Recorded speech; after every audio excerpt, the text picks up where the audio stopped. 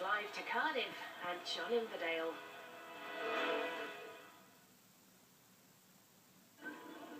It could have been the Liffey or the Seine or the Tiber, but in the end it was down the River Taff in Cardiff that the RBS Six Nations Trophy made its final journey of the campaign towards the Millennium Stadium. But come 7 o'clock tonight, will it be in Welsh or English hands?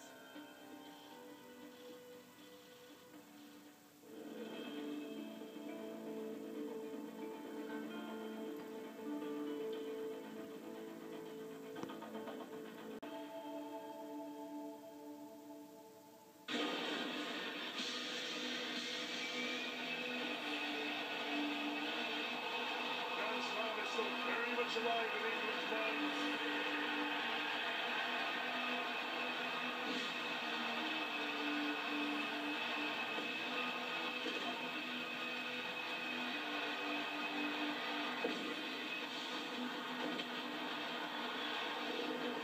Not Jonathan Davis. It's a try for Wales to remain off the race. Try for England. It's Wales at second try.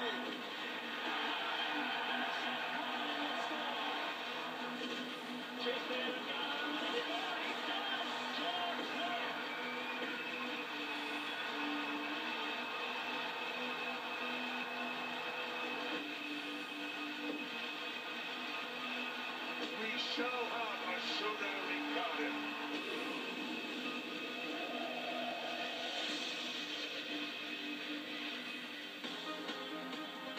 Whatever your nationality, whatever your sporting prowess or lack of it, wouldn't you just love to be one of the 46 players involved today? The whole city abuzz with excitement, the trains packed, the roads jammed, all to see the men in red and white contesting the decisive match of the championship. 100 years to the day since England won their first Grand Slam, 10 since their last. And for Wales, the chance to beat the English, and if the margin can be 8 or more, to win the title. A day to savour, a day to keep the match programme because you were in it, you were there, you were at the heart of everything. And so, as Ireland contemplate upon...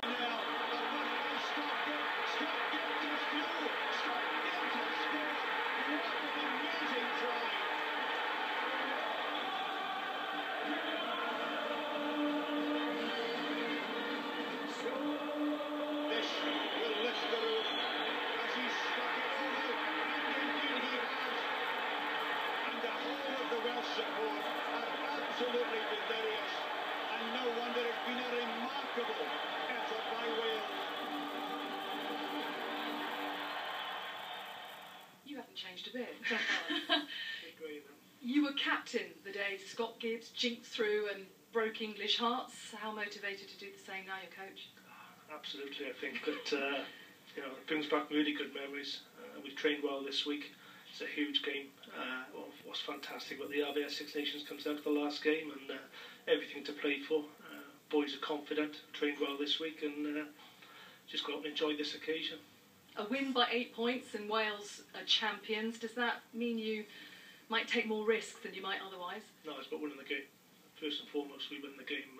This is a very good England side, and I think that it's going to be a tough test match, and we just want to win the game. And obviously, in terms of the last 10 minutes, if we are in that sort of distance, then we've spoken about it.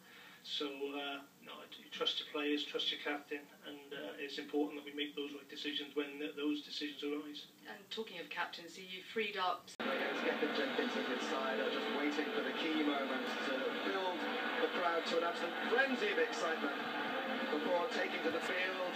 And it is worth repeating again that if Wales win this match by less than 8, England can still be champions.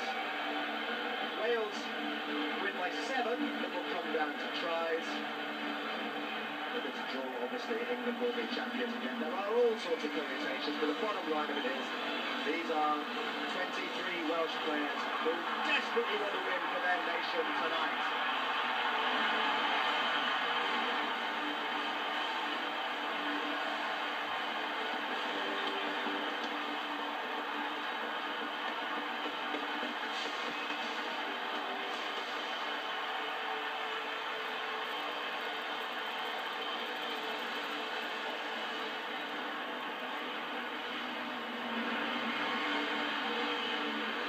Can you hear me at the back? Goodness me. Incredible. The atmosphere is unbelievable. John, I've seen nothing like this moment. I've been right. That was just an amazing entrance, amazing. But the players will love this. That was soak it up and enjoy it.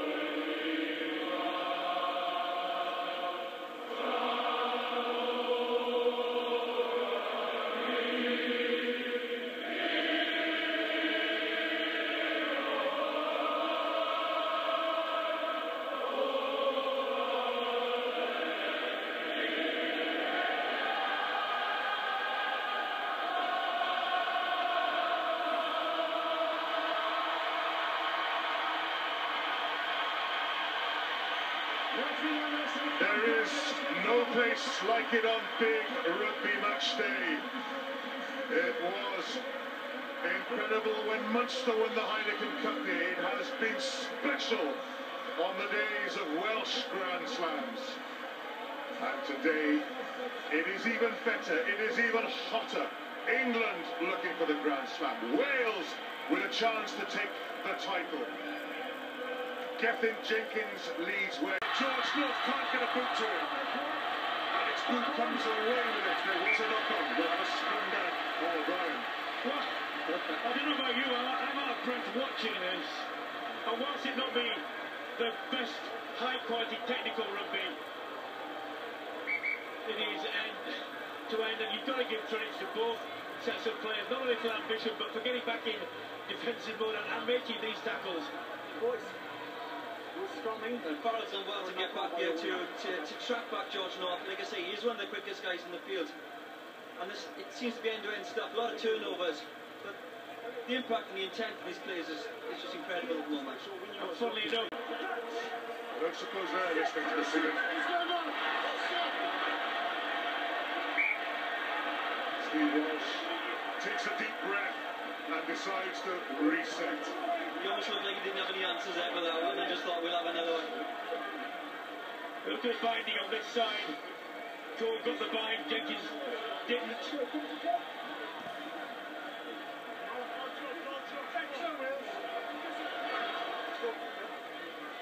Really is a great atmosphere today. You can't hear yourself think. And I walked through the tunnel earlier. I was very privileged to walk back through the tunnel.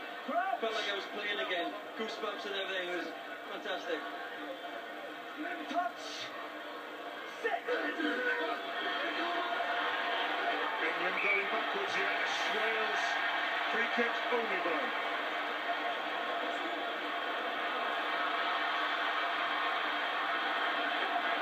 Sure, I wasn't 10 there, to be fair. You'll be round 5 of those things, that's alright. Alan Jones to Richard Pivar. Jeff Parling with the tackle. Alan Jones with the pickup. Tackled by his opposite number 3, Dan Cole. I think Wales have noticed as well that England aren't putting too many players into the ruck. They've installed this pick and go system at the moment, which is working. Alan Jones that time. Here's Fartal.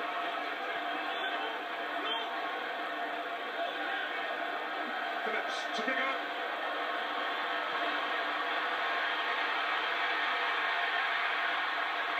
Just left of the post. Close.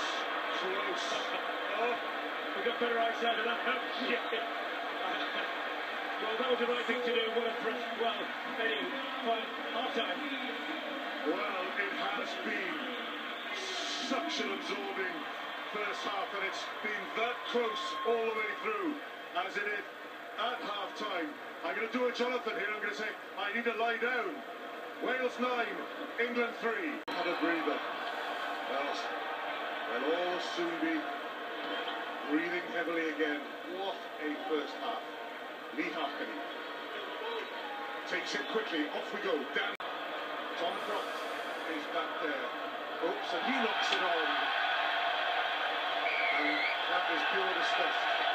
Well, when it's not going for you, it isn't going for you. And in contrast, there are many people who could have, many players who could have got man of the match. And it isn't just for his contribution of setting up this try that I picked him as the man of the match, because he did an exemplary specialist open side game on the floor. He has been the one that's got there first. Warburton's backed him up, 5 towers driven off, but he's just been a complete number 7 today. Deserving winner. Yeah, totally deserved. Fantastic player. He's had the chance to play today with Sam Warburton. The gamble's paid off. Not only has he worked hard and tackled everything, he's created 2 tries as well. And that will now also played him into the Lions' position, because of number 7 specialist, I think they need one down there.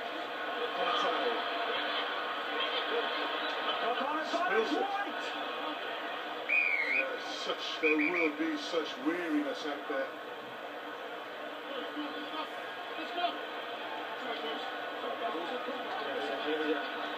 It's a massive bit that's been played with such high tempo from start to finish. The boys will be out on their feet, but I'm sure we'll still see the Welsh team dance at the end of this. The thing is, O'Shea, you know as well as I do, to be out on your feet when you're winning, you can keep going. When you're on the other end of it, you just want it to end. And England will just want it to end because they've been thrown out for today. Congratulations to the Welsh. They've done the job they needed to, and some more. Well, you can see it in the body language. Wales are looking for another try. I think England are just ready to go home. It's been one of those days, really. George Lott turns and scoops it up. Kicks for himself to chase. Mike Brown has the ball. We're into overtime. Stand by for the roar. That goes with the title. Not yet. It's a penalty to England. Jeff Parling. Parling escapes. And he's on his own. The big second row for England. Lee Halfpenny.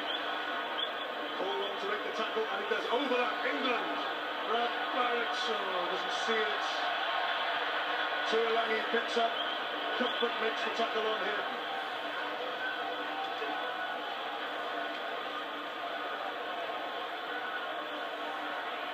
Aaron Shingler slows things down. Could he 12 choose? Ireland drops the ball. That's it. Wait for it.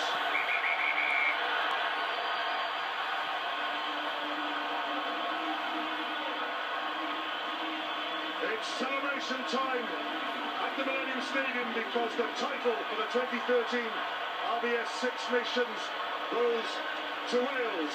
They needed to win by 8 points. They have won by 27 points. Wales 30, England 3. Well, better in every... The temperature up in here and carry ball, and that's what they did. They carried ball, they took the game to England, that's what they did, and Mike was the catalyst for that. Well, they turned the temperature up and they turned the lights off, as you can see, and so bit by bit all the Welsh players are going to come up to get their winner's medal at the end of this RBS Six Nations Championship. And for the occasion and for the championship as a whole, how much better we actually had a team winning a game and winning the championship rather than that terrible situation we've had on occasions in the past where the losing team has had to rather disconsolately and apologetically go and receive the trophy at the end. Clive, what's your assessment of the way that this Welsh team has changed in the last couple of months? Well, I think they're about the same players. You just got to get some luck. The games they lost by small margins. But when you see them man for man, I think Wales have got an outstanding starting 15. They've got some good backup players now. But they were full strength today, and they're a scary team. Make no bounds about it. They would have taken on any team in the world today. And they're deserving winners. And England got to learn a lot by just looking at the way they play, the speed they played at, the way they play in the midfield, the back row. They've got a lot of footballers there, and they were just that yard too quick for England today. And England got to learn a lot from this defeat today. Wales were quicker in every aspect of the game, it seemed today. They were on the loose ball, their line speed in defence was just much superior than England's. And it was a big domination. That second half, it was just all-consuming. And England, unfortunately, didn't have enough experience and didn't kind of work out the answer to it. They couldn't speed up their game. They couldn't have the speed of thought or physically compete with the Welsh. It's disappointing, but as Clive said, they have to learn from this. Huge cheer for Lee Halfpenny, who had an immense game at fullback under the high ball and seemingly taking the right option at every possible opportunity. And we keep talking about Lions selection because I'm sure Warren Gatland, who was here today, would have made a few notes, but I suspect most of the positive notes he would have made would have been players wearing red. Yeah, I think so. I thought Lee Halfpenny was immense and has been immense throughout the tournament. But, you know, you have this kid who came in, Coombs, who came in the first couple of games, played well. Ryan Jones got injured, and then Gethin Jenkins, you know, took over his captaincy. Warburton has been, you know, very respectful. He's been out of form because Tipperick has been the form player. And today, I think it's just, it all came together. They turned up, they played together. They were so powerful with ball in hand. It was absolutely incredible. So it's very difficult to pick out one individual, but for me, the back row today as an unit were absolutely fantastic. Well, Ryan Jones goes up to collect his medal, and he will have watched with mixed feelings today, I'm sure, because he would have been so proud to have been part of this squad, but he would have been given anything to have been out on the field of play at the moment of triumph. And Gethin Jenkins gets his medal.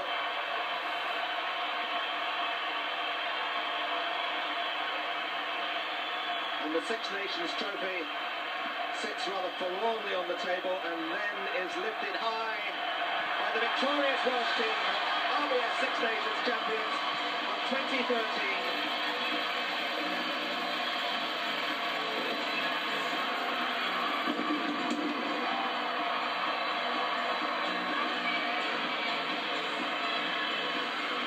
And then a huge celebration in the Millennium Stadium in Cardiff and across the whole of the Welsh nation.